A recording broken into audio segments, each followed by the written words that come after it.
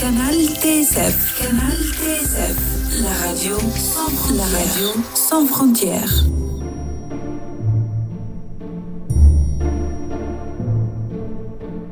La poésie française et persane avec Daria.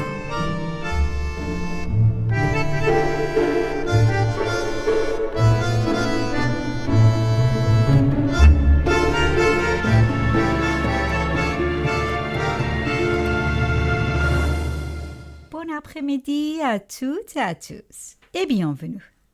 Vous êtes sur votre canal poétique, Canal TSF, à Rennes, en France. Vous écoutez la poésie française et persane avec Daria.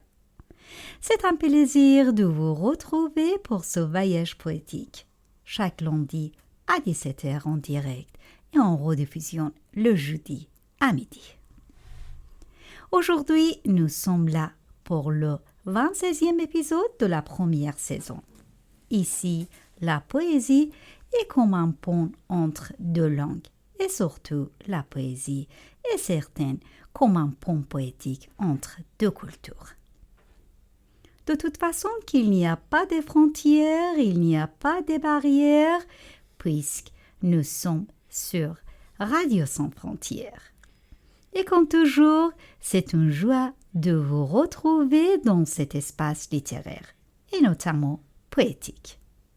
Là où les mots prennent le temps d'exister dans une lumière discrète, presque secrète.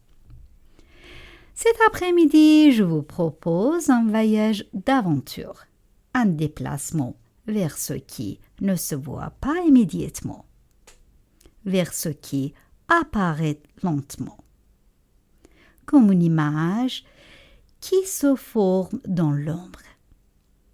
Le thème de cette émission est la vision dévoilée. Ce n'est pas une vision claire, évidente, ce n'est pas quelque chose que l'on saisit immédiatement, c'est plutôt ce qui se révèle peu à peu. Dans une voix, dans une sensation et surtout dans un instant poétique.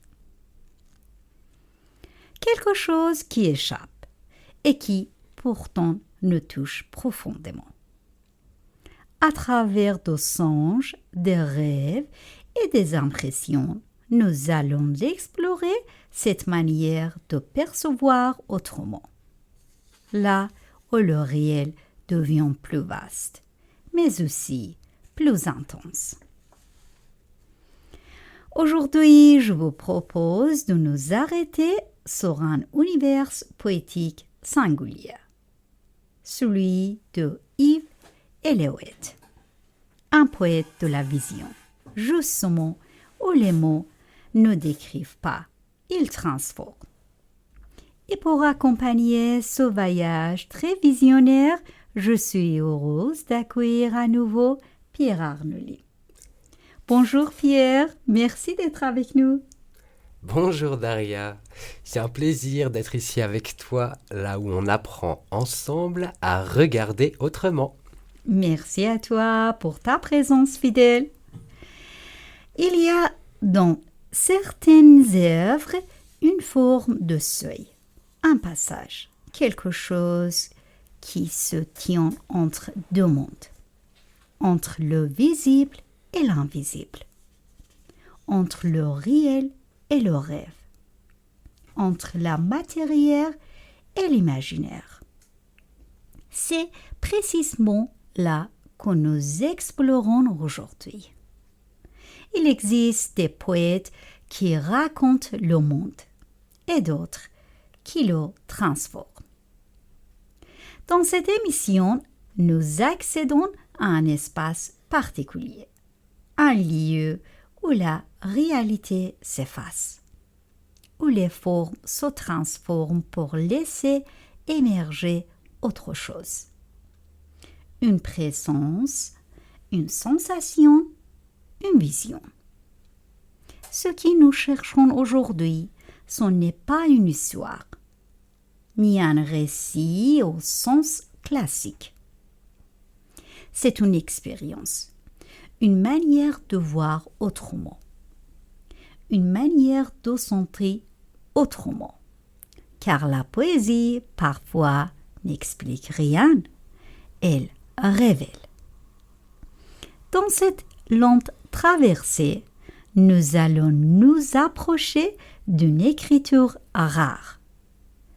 Une écriture qui ne se livre pas immédiatement, mais qui demande à l'auditeur d'accepter de ne pas te comprendre, mais de ressentir. Nous allons nous arrêter sur un poète discret, peu médiatisé, mais profondément singulier. Un poète pour qui les mots ne sont pas seulement des outils, mais des matières vivantes. Un poète qui peint avec le langage et qui écrit comme on trace des formes dans la brume. Yves Eliot.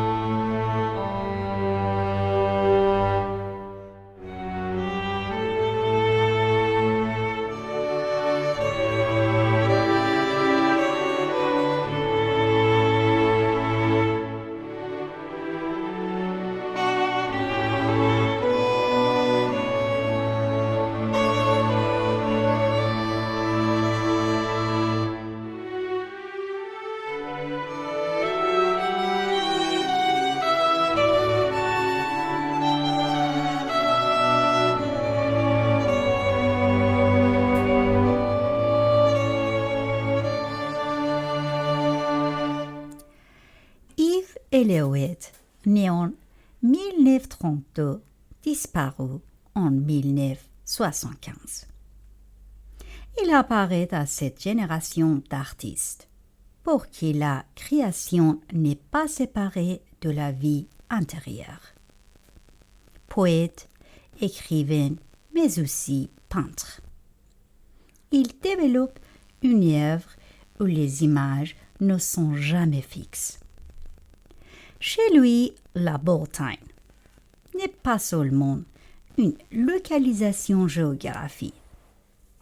C'est un espace mental, presque mythologique. Une terre de mémoire, de vent, de mer, de légende. Un territoire où le réel s'en mêle constamment à l'imaginaire. Mais ce qui frappe surtout, c'est cette manière d'écrire, qui ne cherche pas à expliquer. Au contraire, les phrases ouvrent des portes, mais ne les reforment pas. Les images apparaissent, puis se dérobent. On avance dans une sorte de clair obscur, comme si chaque mot portait en lui une part de secret. Et maintenant, nous allons vous proposer une déclamation musicale en deux langues, le persan et le français, avec ma traduction en persan. Nos voix seront accompagnées par une belle musique de Dominique Pin diffusée par le studio Résonance de Patrimoine. Aujourd'hui, les mots nous orientent vers un univers singulier, inspiré du poème La Dame Blanche, où la présence se manifeste puis disparaît. Peut-être est-ce une lumière ou un souvenir qui hésite entre le rêve et le réel. Nous serons accompagnés par des compositions musicales délicates qui viendront soutenir cette ambiance chaleureuse. Alors, essayez simplement un instant de vous débarrasser des tracas du quotidien. Prenez ce moment pour vous, laissez une vision s'ouvrir en vous et entre les mots français et persans, laissez circuler ce qui ne se traduit pas entièrement. Une présence légère, un passage, une sensation à peine perceptible, comme cette dame blanche, qui ne s'impose pas, mais qui se révèle dans un regard, dans un frisson, dans un espace entre deux pensées. Laissez venir ce qui reste, une image floue, une attente silencieuse, ou peut-être simplement ces traces subtiles qui continuent de vivre en nous, même quand elle disparaît.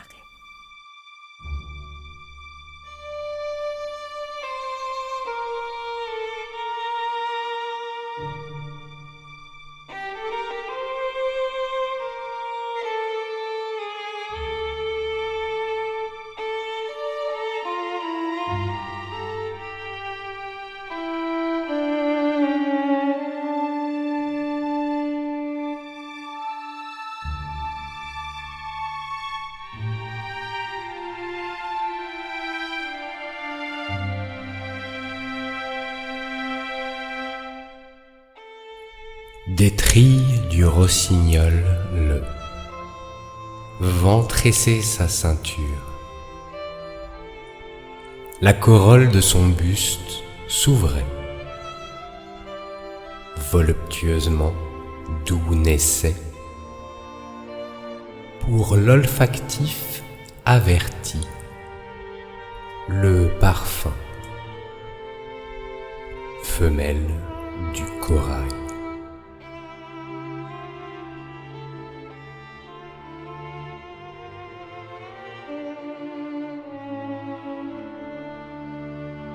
باد از چهچهه بلبل حمایلی برای او می بافت.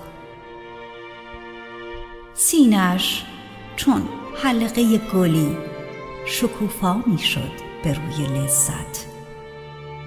آنجا که صفیر عطر زنانه مرجان می رسید به مشامش.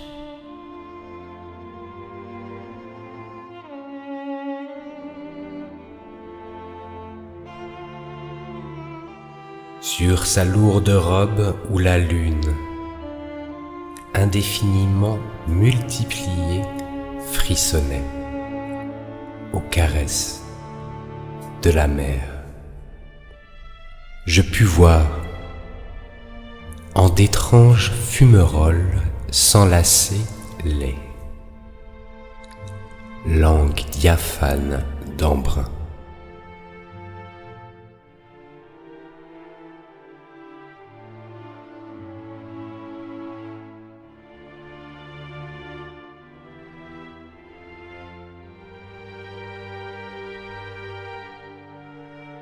پیراهن زیبای وزینش زیر نور ماه بسیار می درخشید و می لرزید از نوازش دریا. آنجا بود که توانستم ببینم شفافیت شگفت‌انگیز مه‌آلودش را.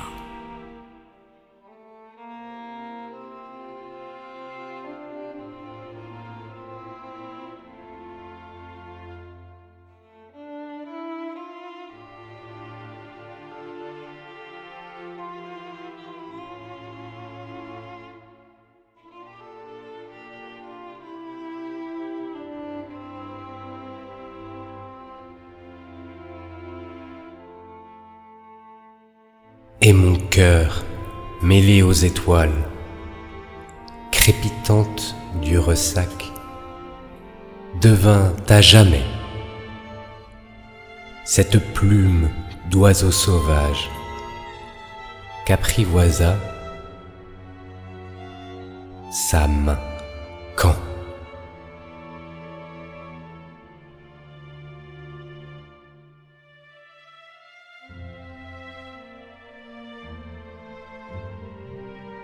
دل من درآمیخته با امواج خروشان ستارگان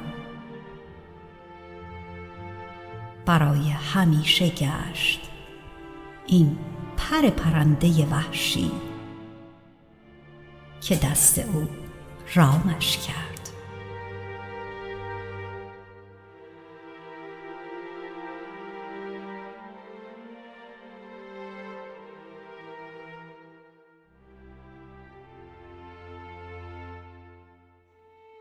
À travers la mouvante opacité de l'émeraude aux 7 faces ornant son médius, gauche, je sentis se poser sur moi, fermant le cercle enchanté, son terrible et inoubliable regard.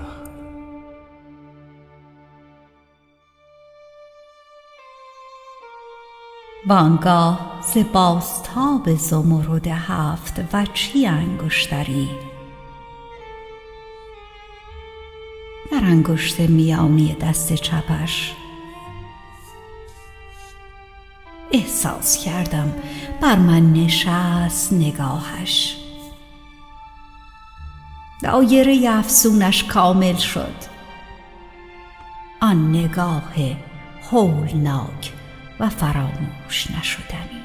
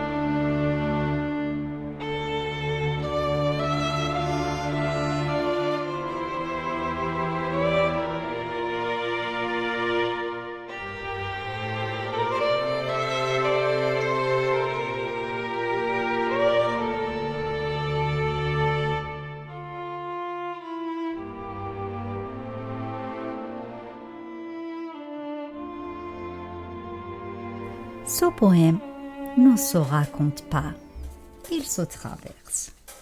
Il agit comme une vision, quelque chose qui apparaît, qui nous enveloppe et qui nous transforme presque malgré nous. Oui, on n'est pas dans une narration classique. Dès les premiers mots, on entre dans un monde sensoriel très dense. Le vent, par exemple, ne souffle pas, il tresse. Exactement. Et le corps, lui-même se transforme, il devient fleur. Le parfum n'est plus abstrait, il devient quelque chose de presque vivant. On sent que tout est animé. Il n'y a plus vraiment de séparation entre la nature et le corps. La mer, la lune, le vent, la peau, tout se mélange, tout fusionne. C'est une écriture de la fusion, oui. Et au cœur de cette fusion, il y a cette figure, la dame blanche. Oui, c'est pas une personne dans sa matérialité, elle apparaît plutôt comme une présence. Elle pourrait être une femme, bien sûr, mais aussi une image, un symbole, une force. C'est très riche, oui, la lune indéfiniment multipliée et les langues diaphanes des embruns. Encore l'émeraude aux 7 faces. On n'est pas dans une description réaliste, on est dans de la vision pure. On pourrait presque parler d'une forme de synesthésie, des sens qui se croisent et se mélangent. On voit, on sent, on touche à travers les mots. Le poème devient une expérience complète, pas seulement intellectuelle, mais presque physique. Puis il y a ce moment très fort, ce basculement. Et mon cœur devient Ouais, à partir de là, le narrateur n'est plus simplement témoin, il est transformé. Son cœur devient plein d'oiseaux sauvages. C'est une image étrange, mais très puissante. On y sent quelque chose de libre, de fragile et de profondément vivant. La rencontre avec la Dame Blanche nous permet de faire sa connaissance. On ne ressort pas indemne de cette vision. Et puis à la fin, il y a ce regard. Son terrible et inoubliable regard. Le poème se referme dessus, comme si tout se condensait à cet instant.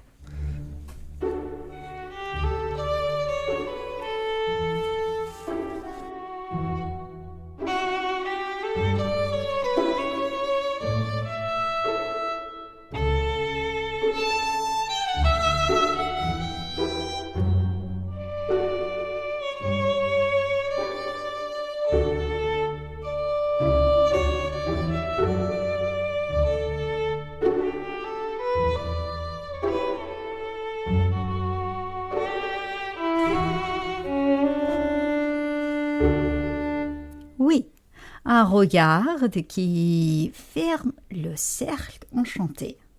Quelque chose de presque magique. Mais aussi d'inquiétant. Comme si voir vraiment impliquait toujours une forme de bouleversement. En résumé, la Dame Blanche n'est pas simplement un portrait, c'est une expérience, une traversée poétique où quelque chose en nous se transforme. Le réel n'est plus stable, il devient une vision. Et dans ce déplacement, notre manière de percevoir change aussi. Même le sujet n'est plus le même à la fin. Il y a une transformation intérieure presque silencieuse.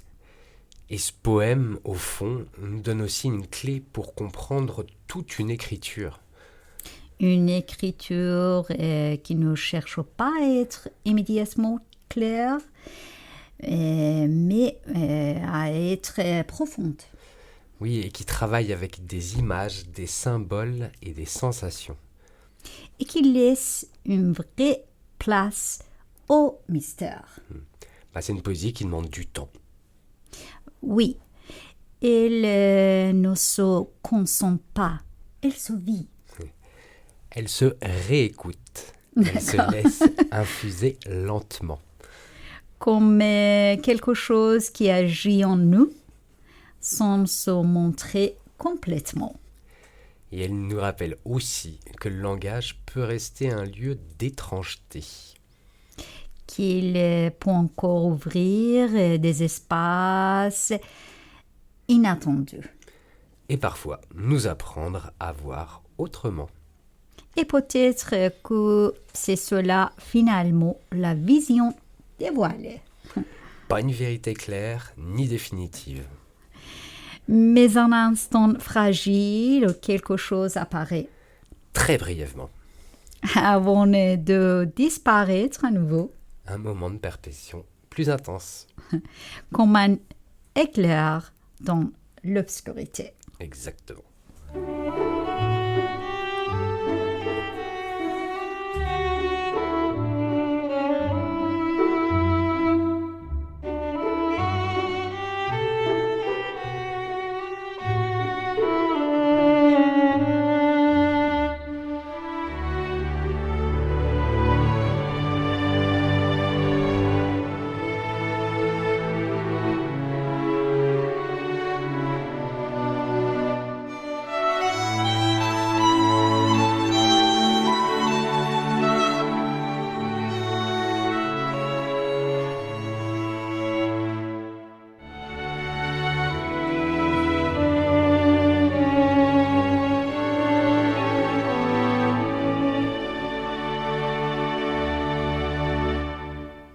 Chers amoureux de la poésie, nous arrivons doucement au terme de cette émission, consacrée aujourd'hui à Ivre Eléouet, qui explore le thème de la vision dévoilée, et notamment sur la poésie La Dame Blanche.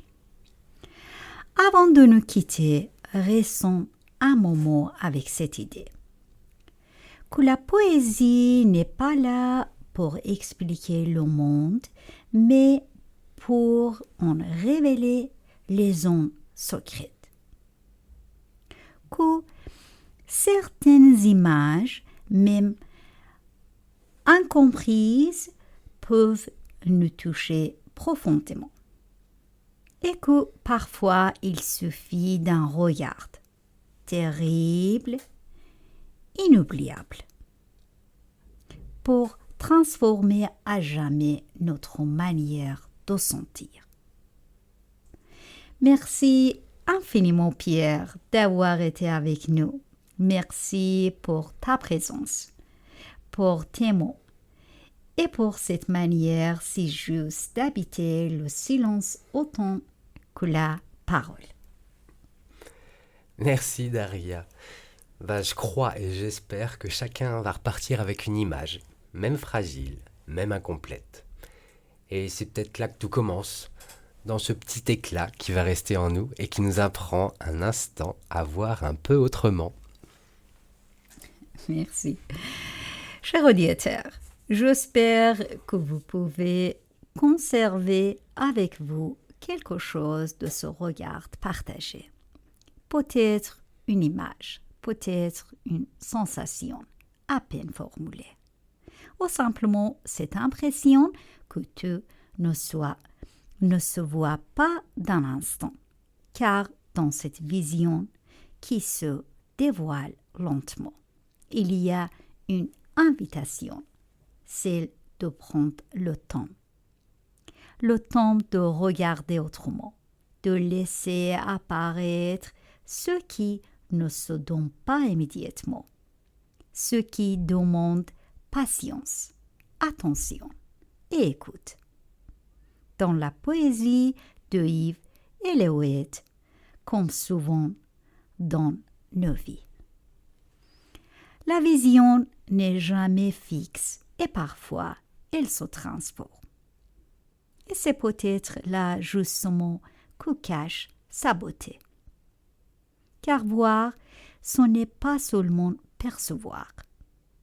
Alors, merci d'avoir été avec nous sur Canal TSF Radio Sans Frontières. C'était le 26e épisode de la poésie française et persane avec Daria. À la production, c'est moi Daria et à la technique, Antoine. Merci à lui. Nous nous retrouvons comme chaque semaine lundi prochain à 17h pour un nouveau voyage poétique. D'ici là, laissez une vision incomplète devenir un espace d'émotion. Et si le monde vous semble trop net, trop rapide, rappelez-vous qu'il existe aussi une autre manière de voir, plus lente, plus profonde, plus intérieure, une vision qui ne s'impose pas, mais qui se révèle. Très belle fin d'après-midi à toutes et à tous. Au revoir. Au revoir.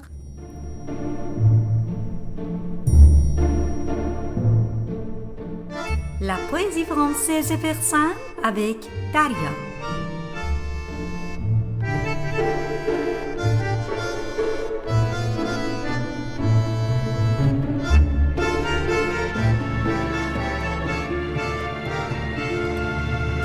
Canal TSF. Canal TSF. La radio sans frontières.